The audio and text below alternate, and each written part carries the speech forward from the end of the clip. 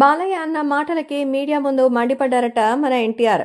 So Nandamuri నట వారసుడిగా ఎవరు అని అంటే మరి నేను, నా తర్వాత నా కొడుకు, ఆ తర్వాత నా మనవడు అంటూ అట్లా తన వంశవృక్షాన్ని గురించి చెప్పుకున్నారు. కానీ ఇంకెవరు వస్తారు, ఇంకెవరుంటారు అంటూ అసలు ఎన్టీఆర్ గురించి ఏమాత్రం పట్టించుకోకుండా అని చెప్పిన మాటలు ఎన్టీఆర్ అభిమానుల్ని ఎంతగానో గాయపరుస్తోంది.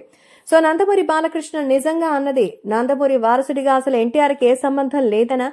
అసలు ఎన్టీఆర్, కళ్యాణ్ రామ్ లాంటి వాళ్ళు ఇండస్ట్రీలో ఇప్పుడు ఎంతో మంచి స్థానంలో ఉన్నారు. వాళ్ళని ఎప్పుడు బాలకృష్ణ ఎందుకు దగ్గరికి చేర్చుకోవడం అనేదే అర్థం కానటువంటి విషయంగా చెప్తుంటారు.